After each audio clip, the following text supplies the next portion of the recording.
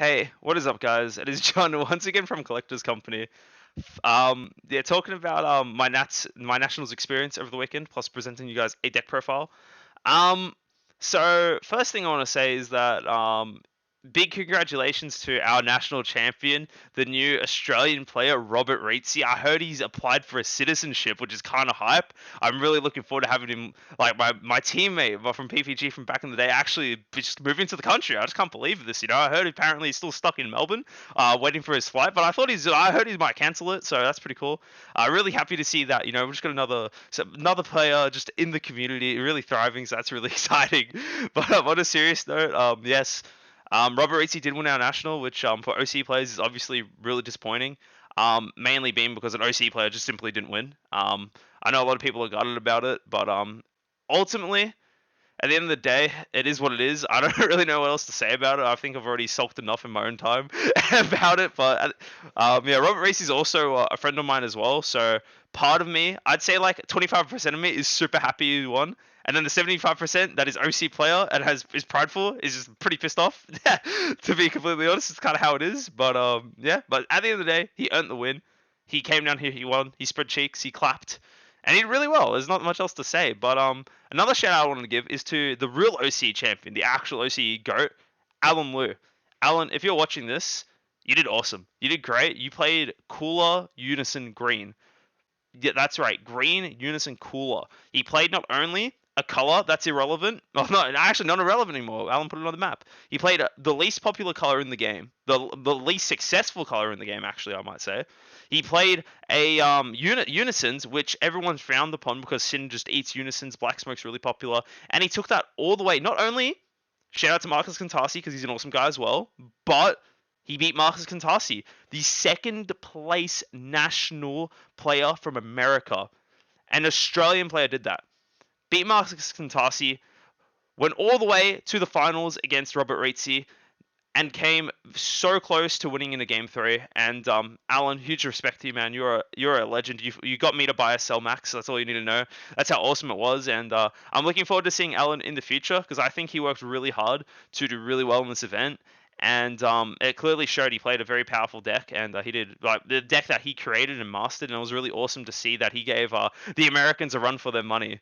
So yeah, um, so enough talking about that stuff because I know everyone's thinking about that. It's a very big thing. Let's kind of talk about my experience now because this is my deck profile. Obviously the deck I played was set to Vegito. If everyone knows that this leader is my favorite leader in the game, and it's also one of the best leaders right now in my opinion. That's why I ended up picking it. Unfortunately, it didn't lead me to the results I wanted. I did end my run in top 16. I know. I did win Zenkai Cup with this deck, but it didn't just feel the same. It was hard to win Zenkai Cup for sure, but it just wasn't the same as like if I were to go deeper in Nats, which is like obviously what my goal was to do really well at the national championship, right? And I know a lot of people as well are probably going to say, "Why are you complaining with top 16? That's really good." A lot of people would be really stoked with top 16. That's because I go into every event I go into with the intention of winning. Obviously, that's not something that's realistic a lot of the time, like winning every event you go to. But that's how I do my preparation. That's what gives me the motivation to play. I don't want to settle for anything that's not first. Unfortunately, this time I have to, which is kind of sad.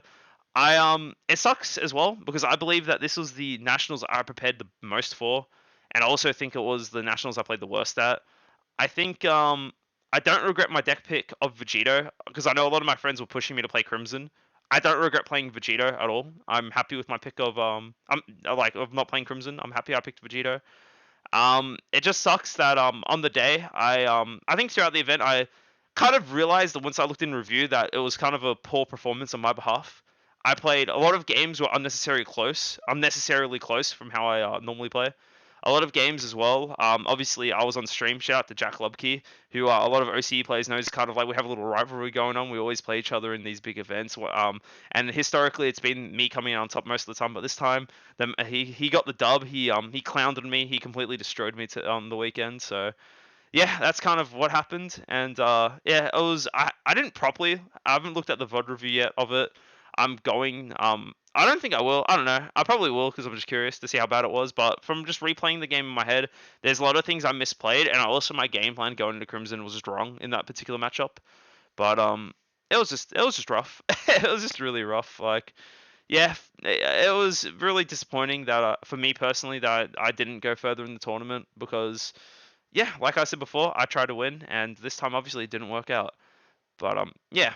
Anyway, guys, that's enough about me sulking. Let's go over the deck profile and two shout outs I want to give, two things I want to say before I go into the deck profile. One, I'm probably not gonna go as in depth as I normally do, just because competitive season is over, right? There's no real point to play this Vegito deck at a tournament right now. If you want to play with your locals, go for it. I would recommend, but there's no really big tournaments coming up. And the second reason, shout out to Mr. Eddie Saint Hilaire from Team FOE. This deck profile is heavily based on his deck that he posted on the channel recently, and also on his Patreon a while ago, on the PPG Patreon a while ago.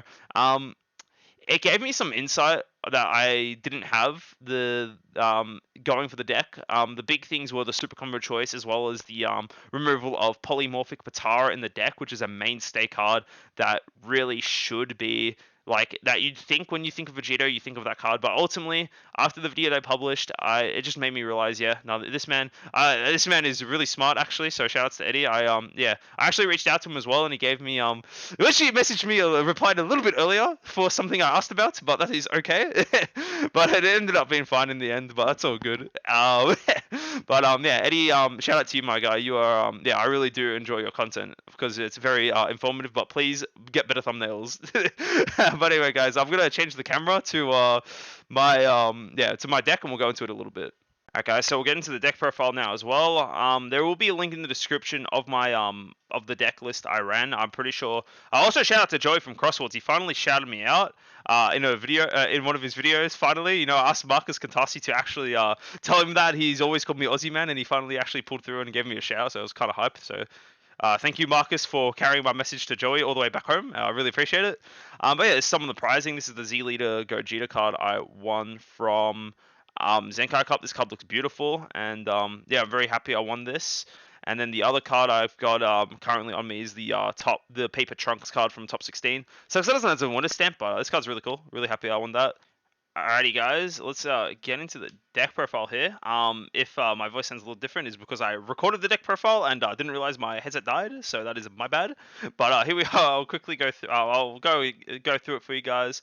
Vegito.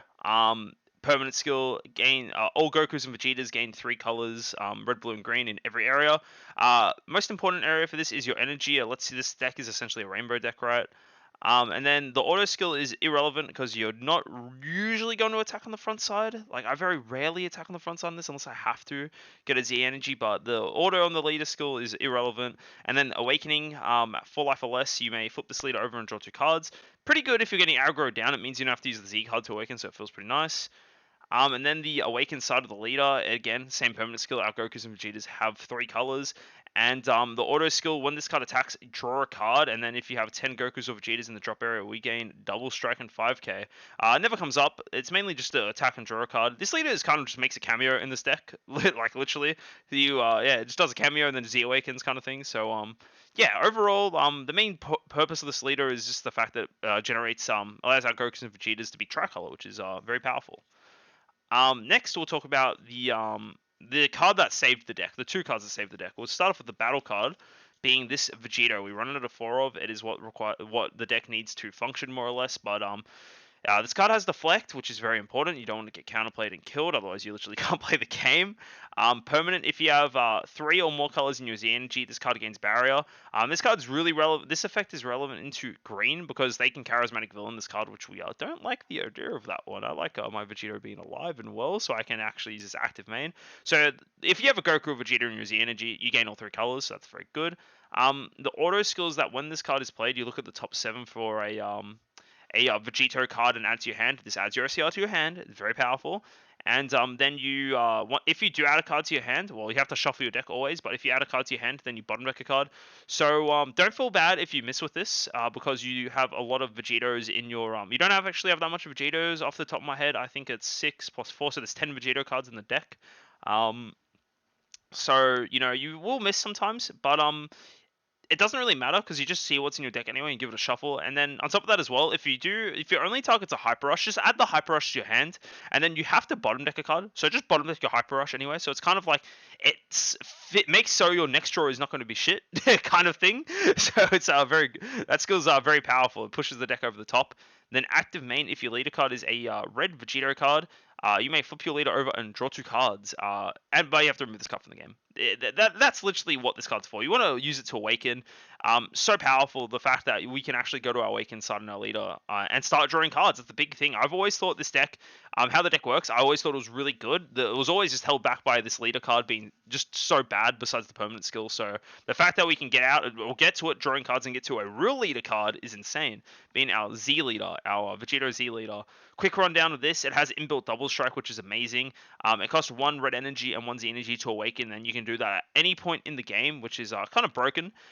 It's got 2 activate mains. The main one, which is what you basically build the deck around, is the fact that it can, if you have 3 or more energy and you choose one of your green, and you have a green Z Vegito battle card in play, you may play a H drop Vegito card in your hand on top of that card for free. Well, technically for 1 because you're playing the Z Vegito card, but yeah, very powerful. This is what you build your deck around. It's what kind of breathes new life into the deck. And yeah, it's just silly. You can play your SCR for 1 energy in this deck, and that's pretty fun. Next, the active main skill, which is another broken ability. You choose 2 cards in your hand, you choose 1 card in your hand and place it at the bottom of your deck. Then you draw 2 cards, then choose up to one of your opponent's cards, ignoring barrier, and return it to the owner's hand. What that says is that you get to remove every single turn. If your opponent plays a Z card, you get to always remove that card, no matter what it is. And if they have a barrier threat, you just bounce it back to the hand. This skill is over the top broken. You don't have to attack the draw. You have the ability to cycle. You use this card. A lot of people make the mistake of just dumping this card as their first action they do for the turn. You only do that if your hand sucks. That's the only time you do that, like off rip. But you should be using this skill to clear blockers or threats that will hurt you that your opponent plays on your turn. Like, let's just say now your opponent token negates, you just remove the token negate. They just pretty much lost all life from their card. So yeah, it's pretty nice. The cards are just over the top. Lastly, the next 2 cards we have is the Oolong, Greed is Good, and Rush Attack SSB Vegeta. SSB Vegeta, I was not a big fan of at all. I didn't get enough Z energy in this deck because, all our cards cost 1 Z energy to play, and we mainly play our cards through our Z deck, so that felt kind of bad. But Oolong was a fantastic way to close out the game for 2 Z energy and 1 yellow energy. You play Oolong, you pick one of your big Vegetos, and swing for game. And this is it's a good card. This card's really busted. I don't think I'd play Oolong at 2. I think the other card I was testing was the new Gamma Z card, the yellow one. It felt pretty solid with its active main, but I don't think that's the best choice either. But I did definitely prefer it over this Rush Attack Vegeta. In theory, the Vegeta was great, but it just didn't cover as much as I thought it would in the tournament. I didn't play this card a single time. This card would probably get replaced with something else. But yeah, that's it for the Z deck. So let's get to our main deck. So we'll go over the 1-drops real quickly. So real quickly, my English is hard today, guys. Quick shout outs to, once again, like I said before, Eddie St. Hilaire from Team FOE. He really, I was very happy with my Vegito deck, and I think for the most part, my list ended up being the pretty similar to his list, minus 2 cards, which we'll talk about in a bit, being mainly the fact that he didn't include Polymorphic Patara in his deck, right? And obviously, as we're going through, you'll notice that this deck profile, this deck is essentially the same as that deck. That's because after I saw his list, it's like, damn it, let me fetch my ratios, because his list was definitely the correct way to go, and not including Polymorphic Patara. We have 14 1-drops in the deck, and you're probably thinking this is a 1-drop on turn 3, but in this deck it has an additional active main skill where you can play it for 1 to take a life. I had to do that a couple of times just to get something going for me in the earlier turns, but yeah. As well as being the counterplay as well. It's the only deck that can play it since the errata, so this card's amazing. This green Vegeta is amazing in the blue. The fact that it's the Borgos that is the D-Magic counter, really powerful. And it has the auto to just simply draw a card, even not against blue. I find myself often enough, I really like this card against red because you just play it, draw a card, and they can't clear it. So it will be live for Union later on in the game. This Goku right here, when you play it, look at the top 5 cards of your deck. Add a red sand with an energy cost of 4 or less to your hand, and then shuffle your deck. Searches all these Gokus and Vegetas, plus the other ones we'll go over in a little bit. And it also searches our super combo, which is great. And if we side in Broly Crown, which we do, it's searchable of this. Last but not least, we have Son Goku, Legend Personified. 1 energy, draw a card. Bond 3, it also has unique, by the way. So Bond 3, this card gains 21k power to the end of your opponent's turn. Very powerful interaction we can do with this deck. We play the Goku, draw a card, we activate Bond 3, we attack into our opponent's leader, 25k, or attack into something, 25k. Then we combine it with the Vegeta we have in play the Vegito Resolve combined on top. It's somewhere here, yep. So we play Resolve combined on top, and then the power carries over onto the Vegito. So this Vegito will be a 46k base swing, where we can, if we have enough energy, we can further evolve this into a triple strike 46k base swing, which is extremely powerful. And on top of that as well, now you'll note the Goku is no longer in play. It's under our Vegito card, so we can play an additional Son Goku, the Legend Personified again, and do the exact same thing. It's a very powerful line of play that a lot of people don't actually really think about, just because everyone's so fixated on spamming 8-drops in this deck, which is for sure correct, like fine. It's very powerful, but there's so many other lines of play that you can do with this deck that has been around for the longest time. You could have done this before the Zenkai cards was announced. That interaction. It's just that no one was playing this deck because the leader doesn't draw cards. So yeah. I believe the Team FOE list was running 4 of this. I decided to go down to 3, mainly because this card has unique, and I really felt that they weren't not running enough yellow cards. I think you need at least 8 yellow cards in your deck, which we'll go over right now. So we run 4 of the Son Goku Negating Fist and 4 of this Fatherly Encouragement Vegeta. I believe that this Vegeta is a must to play this deck. It is the best yellow Goku / Vegeta card in the game in terms of genericness. It is just so powerful. It's a 1 energy negate that you can play in this deck, and because we charge it, it gives us access to our Almighty Resistance and our Waste blocker negate, which is completely broken. And then Son Goku, the Negating Fist, is essentially a bigger version of this Vegeta. It's a 2 energy negate. The only downside about this card is that it costs 2 yellow energy, so I didn't cast it at all. I casted it one time as an attacker, but this is essentially my check line. Every time I saw this card, I just slammed it in my energy, and it was very nice energy. The amount of times people picked up this card and read it was like kind of cool. But there's literally the reason why this card is in this deck is I don't believe there is any better Gokus and Vegeta cards that are existing in the game. There's no point running the Evolve guy, the Vegeta Evolve guy, because we want to use Vegeta to Union anyway, so it's kind of like whatever, no point really evolving it.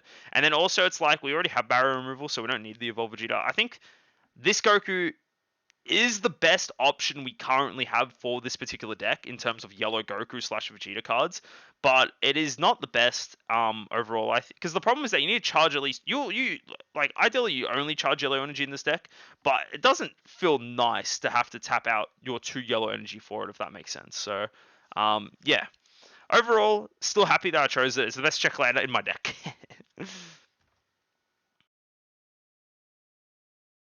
Next, we have our 4 super combos. The reason why a lot of people actually asked me on the day, and also, yeah, Joey from Crossworlds actually sent in this video why I run the super combo in the deck. There's 3 reasons to run the super combo in the deck.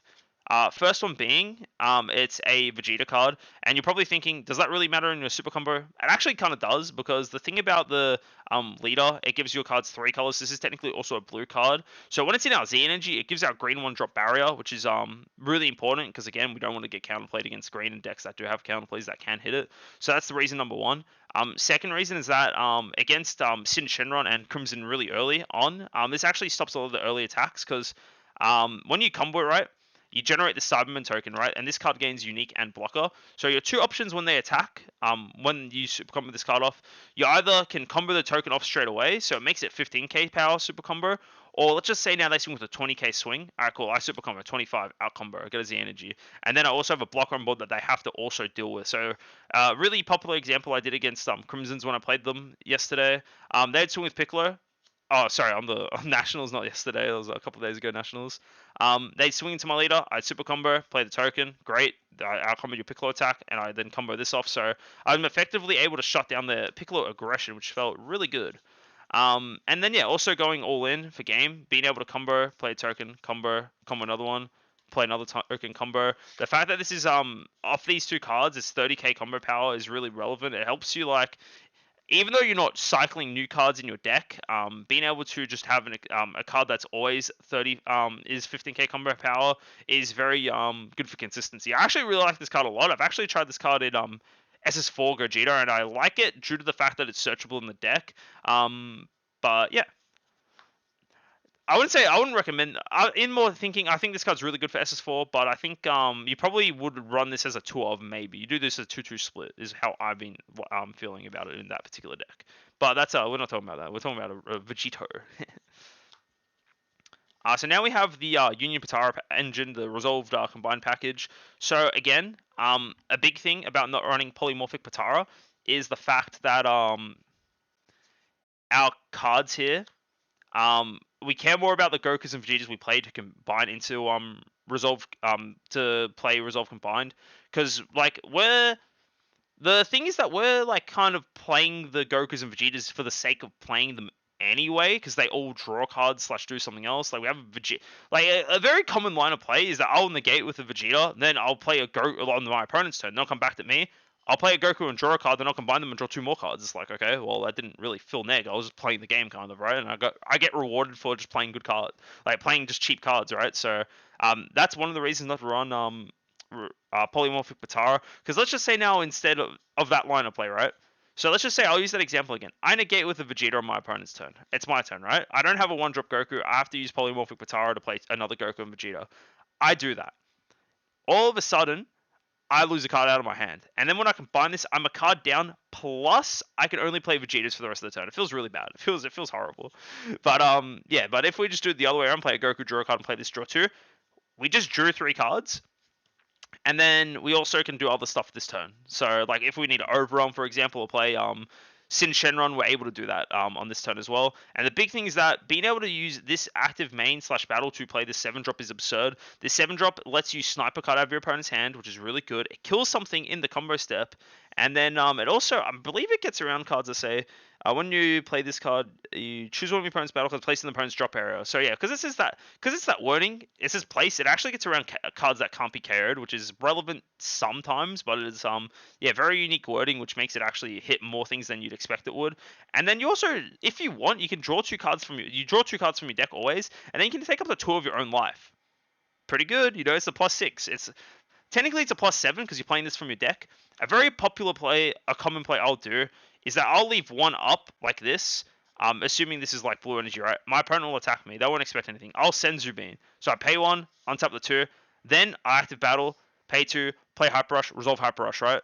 So because I have those cards in my deck, I'm able to do such an explosive play on my opponent's turn, and nets me a lot of value. The second best play you can do in your deck is playing Hyper Rush on your opponent's turn to just swing the game. It's so powerful. It draws you so many cards. Like the fact that like people are so scared of this 4-drop, right? That they just like they have to clear it, and it's hard to clear as well because the card is 25k base and it also has barrier. I know I'm only running 2 Vegito in the deck. 2 is the correct number. You maybe, even though this card's absurd, you can always bottom deck it, and chances are you're only going to play maximum 2 of a game anyway. There's very rarely I've ever gotten to 3 in a single game. I have, but those games were against blue, which games are longer. And the funniest thing is that blue's main source of removal is bottom decking this card. So chances are you get to play like the same copy of the card twice or 3 times, which I've had done in testing against blue before. Next, we have the 8-drop Vegitos, which again we're talking about. These are the main reasons to play the deck. We have Paralyzing Paralysis and SSB Vegeta the Savior, plus our SER, of course. We'll go over the 2 non-SER cards first. So I'm going with 2 Paralyzing Paralysis and 1 the Savior. I used to have it for the longest time as this kind of split. I actually think I do prefer this split a bit more than the other split across the board. But the only problem is that the big difference between the 2 cards is that one of them is a 10k and the other one is a 5k combo power, and that is literally it. If this Vegito was a 5k, chances are there's like I'd be playing this as a 3 of. Chances are, and then I'd be citing this in specifically for certain matchups is how it would be. But the fact that this is a 5k, this is a 10k is fairly relevant, especially because like so many decks are so aggressive and energy is such a precious resource. It's kind of hard to justify tapping one to combo 10k a lot of the time, unless you're going in for game. But the other notable differences about the card is that this card essentially has Deflect, Double Strike, Barrier, and Triple Strike. Yeah, it's just a big stat line on a card. What you like to do against blue or even against yellow, you ask them, you declare with your leader skill, I'm playing an 8 drop. Any responses? If they say yes, I do have a response. I'm gonna play God Sealing or a Crusher Ball or Cold Bloodlust, whatever the counterplay may be. Show them Vegito. It's got the fleck. They just wasted their card. If they don't, great. Play Vegito. They can't respond to it now. Scanner window 2 is unaffected. So yeah, very fun stuff, you know. So the difference between, other than that, this Vegito has dual attack and critical, and that's on its second swing. It gains double strike. So the first swing is single, is 30k crit. Then you swing again, you swing double strike, critical. Which this card is really good. You can either use it to clear a board, or you can use it to pressure 3 crit damage. Chances are, if they don't have a negate, it is pressuring for 3 crit damage. Yeah, this card really overperforms so many games. A lot of the games you're kind of just kicking back with Vegito, just trying to get through the first couple of turns, which is definitely the deck's weakest point. And then once you get to these later turns, you're just dropping big bombs and you're just taxing your opponent's resources because you just literally farm them for crit, which is very powerful. Yeah, this is a great card. It sucks that it's for players it's very expensive, but it's yeah, it's cool that this card that no one thought was useful is actually very powerful. In at least yeah, in this deck particularly. Our SCR is Power of Patara, of course. It literally just says play this card, draw 4 cards. Yeah, very good. A lot of people have the misconception that you need to play this card on your kill turn. You really don't have to. The best part about this card is the fact that it actually draws 4. Tapping 4 is great for closing out the game, but we have other tools to close out the game anyway, so it's not as big of a deal. But the big thing is that a lot of the time you do fall behind in this card, in this game, but when you play this, it brings you right back into the game. It either equalizes the game or it lets you pretty much win. So yeah, this card's very powerful. And lastly, well, not lastly, we'll go over the last few bits and pieces. So a lot of people were questioning how I actually played this deck in Zenkai Cup. Please note that one drop Goku before that we played, the one that lets you search for top 5, is a Zenkai card, and our other 4 Zenkai cards are 3 Omega Shenron and 1 Dark Broly. The fact that, keep in mind, let's pretend now that this is, if I included polymorphic Patara in the deck, shout out to Eddie for, actually cutting that card. First, these 4 cards will be polymorphic Patara, and to be completely honest, these 4 cards are all better than polymorphic Patara from like just comparing it, right? Because polymorphic Patara is only good if you have another card in your deck, or like if you see the other card, right? But these cards are all standalone amazing on their own. So 3 Sin Shenron, like, your once you Z Awaken, every turn on your turn 3, you either can play, you're either tapping 2 to play Sin Shenron, or you're playing a Vegito, and you're doing that for every turn afterward, of like onwards, right? Like a common play I'll tap 2 for this, and then play 1 energy to play a Vegito. Literally, it is the exact same thing that Sin is doing, right? But the reason why it's more broken in our deck is that our 1 energy play is something even more broken, right? Like, these are our 3 1 energy plays where Sin Shenron doesn't have access to a 1 energy play such as this. Um, yeah, what Eddie actually said to me when we talked about it a little bit after I had Nats, he actually said it just feels like Dark Broly, and it actually really does. This deck is kind of like Rainbow Dark Broly, if that makes sense. Like, we're just swinging with big 30Ks, which is pretty hilarious when you think about it. But yeah, everything's so cost efficient. The fact that the longer the Sin Shenron stays on board, the better it is. Red literally can't answer this card unless they overwhelm to clear it. Yeah, it's just such a powerful thing, and just being able to tap 2, play this, swing with it, triple strike, whatever, or pay 1, swing, tap 2, tap 2 to play this. They dirty burst it. You just swing with your leader and use the active battle skill anyway against blue, so it's always relevant. Even if they play a Shin, my opponent plays Shin, I'll still play Sin Shenron and use the active battle. Like, that's the main thing about this card. This card doesn't feel as bad to play against these cards that counter this deck compared to playing a Vegito, because the Vegito cards have, like, okay, the 8 drop you can play into Dirty Burst or a Shin to draw the 4 cards. That's fine. That feels really good still. But if you play the crit one or the triple striker, you're not. They're just sitting there. They don't do anything for you. They're just your and the play for the turn. So yeah, that's the main reason for Sin Shenron being a very powerful 30k 8 drop that just doesn't really care about those annoying effects. Plus, it's just broken in the red matchup. Dark Broly Overwhelm. This combined with your kill, with your leader, is essentially what sets up your kill turn. Being able to just clear anything for 0 energy is very impactful. And then we get onto the rest of the deck, which is kind of the other utility cards. We have our Whis, 3 Senzu Beans, and 3 Almighty Resistances in the deck. Whis is insane. The fact that we can play our token negates from turn 1 from 8 life is broken. Um, I know I didn't do it on my stream game, but what helps you win the matchup is just using Whis every time your opponent's leader attacks, because that means that they aren't proccing the active battle as much as they could. That's how you're meant to go about it. I didn't do that because I'm just bad at the game, but yeah, it is what it is. But like yeah, that's how you're meant to play the Crimson matchup. I just yeah, again I played that game pretty bad. Next we have one of our win cons of the deck is Almighty Resistance. Yeah, this is literally this is the least of the two reasons why we want to run yellow Goku's and Vegeta cards. So we have that option to have just very powerful effects, and yeah, very good card is a very good card. You know, just having a counter. This like backed behind like a Vegito swing, a big Oolong swing, Shinra swing, even our leader swing. It just feels very yeah, very powerful. It will win you so many games. Next we have 3 Senzu Bean. This deck is the reason why Bean got rotted. Don't think it was 3 Han. It was not 3 Han. It was the Vegito. I have been playing builds of this deck since they announced the Z leader. That is how much I love this deck. It's my favorite deck in the game.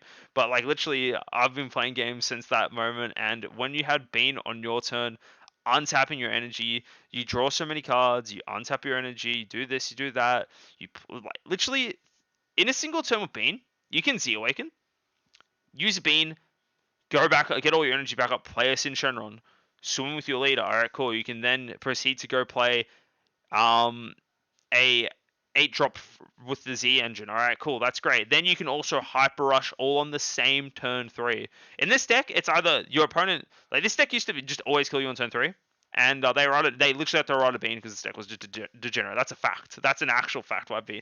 The main reason why Bean got rotted is this guy. That's it's the truth. But the actual use of it in this deck is that again, the main line, it's a just good defensive card for sure. It's better than Imposing Presence in this deck because again, the reason is we pay 1 for this, right? While we have an energy up, we have the Hyper Rush with 1 energy up. We pay the 1 energy, we have 2 energy up. Then we pay the 2 and have Hyper Rush Vegito and just kill something in your opponent's turn. This has been a play you have been able to do in this game since these 2 cards have been out for over a year now. The problem is that it just hasn't had a good leader to do it in. Now we finally have a good leader, and this is a play that a lot of people do not think about against this deck because it is so powerful, so unexpected, and just a very high value. But yeah, that's the main board, guys.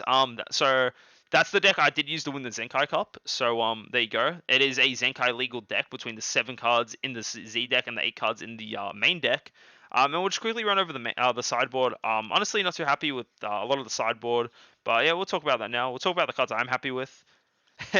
Another Vegeta the Savior. Good card is good in the deck. Let's just fix our ratios. 3 Broly Crown.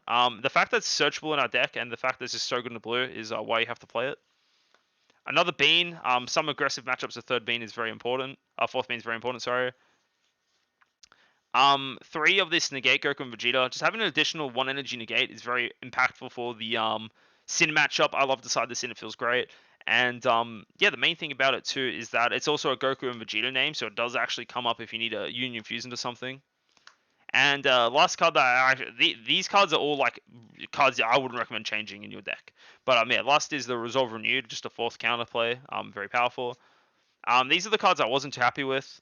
SSB Vegito, the Soaring Blow. Our deck already has so much removal. This card didn't really feel relevant. 3 Shin. I think this is kind of because of the fact I didn't really verse the mirror match, and I also didn't verse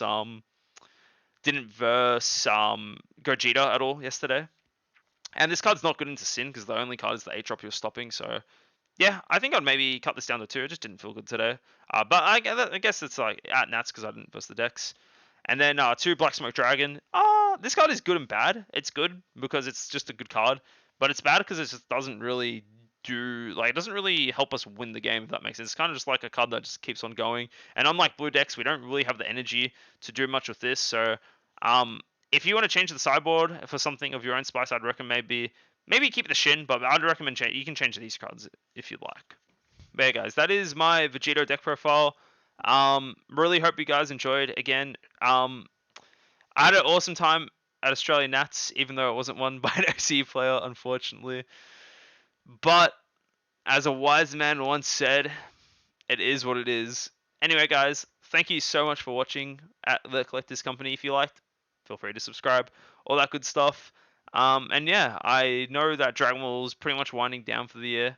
So yeah, you're probably not gonna see me for a while on the channel. Unless something comes up, we'll have to see. But anyway, guys, thank you so much for watching. This is John signing out from the Collectors Company. Peace.